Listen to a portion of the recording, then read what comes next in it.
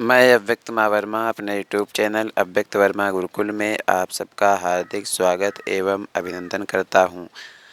आज हम जानने का प्रयास करेंगे हिंदी साहित्य के अंतर्गत बहुत ही महान और श्रेष्ठ कवि हिंदी साहित्य की सुभद्रा कुमारी चौहान के विषय में जानने का प्रयास करेंगे।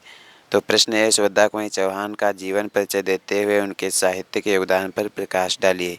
अथवा सुभद्रा कुमारी चौहान का जीवन परिचय, उनकी काव्यगत विशेषताओं का उल्लेख कीजिए। अथवा सुभद्रा कुमारी चौहान की जीवनी और रचनाओं का उल्लेख कीजिए। तो आइए जानने का प्रयास करते हैं। सुभद्रा कुमारी चौहान का जन्म सन 1904 ईस्वी में हुआ और मृत्यु 1948 ईस्वी में हुई। जन्म स्थान कहाँ है तो आप देख पा रहे होंगे इस पर कहाँ है, निहालपुर इलाहाबाद। कहाँ है, निहालपुर इलाहाबाद। सुभद्रा कुमारी चौहान का जीवन परिचय बड़ा संक्षिप्त में आप जानने का प्रयास कर रहे हैं। तो आइए जानने का प्रयास करते हैं। इनके पति का नाम क्या है, श्री लक्ष्मण सिंह चौहान। इनके पिता का क्या नाम है, ठाकुर रामनाथ सिंह। और रचनाएं हैं मुकुल, त्रिधरा, विक्रमोती, उन्मादिनी। काव्यगत विशेषताएं वर्ण विषय, राष्ट्रभक्ति, वात्सल्य प्रेम, प्रणय प्रधान। और रचनाएं क्या कहें देखेंगे तो वात्सल्य प्रधान, प्रणय प्रधान रचनाएं हैं। रस वात्सल्य, वीरता, श्रृंगार रस। और भाषा सरल खड़ी बोली है। और शैली ओज प्रसाद माधुर्य गुणों से पूर्ण है। अलंकार अनुप्रास उपमा रूपक आदि अलंकार का इन्होंने प्रयोग किया है। तो सुभद्रा कुमारी चौहान का जीवन परिचय पुनः देखेंगे क्या लिखा है, तो इसको देख लेंगे थोड़ा संक्षेप में। हिंदी साहित्य में सर्वप्रथम राष्ट्रीय भावनाओं को गुंजाने वाली कवियत्री श्रीमती सुभद्रा कुमारी चौहान का जन्म प्रयाग के निहालपुर मोहल्ले में सन 1904 ईस्वी में हुआ था। इनके पिता का नाम श्री ठाकुर रामनाथ सिंह था।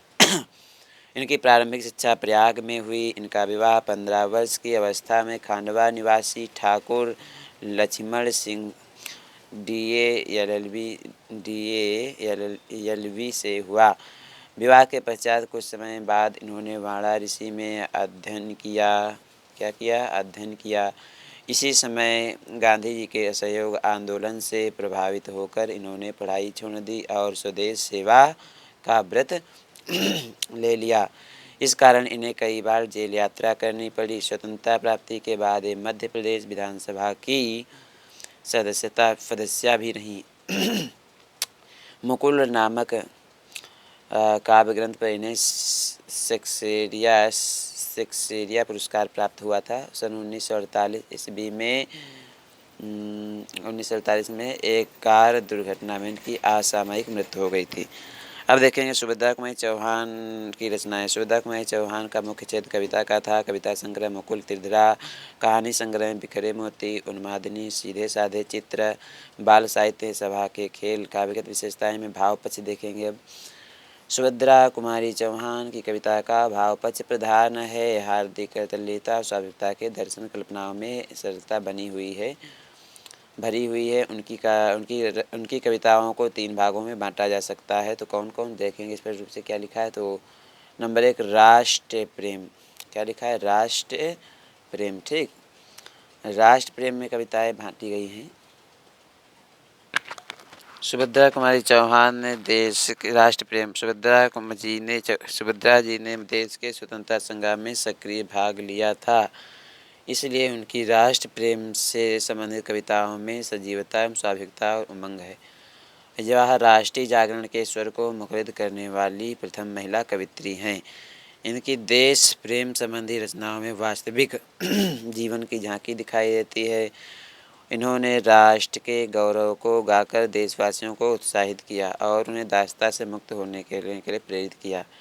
झांसी की रानी, जलियांवाला बाग, वीरों का कैसा हो बसंत आदि रचनाएं त्याग और बलिदान की प्रेरणा देने वाली हैं, जो देश के युवक युवतियों के हृदय में देशभक्ति और स्वतंत्रता की लहर दौड़ा देती हैं।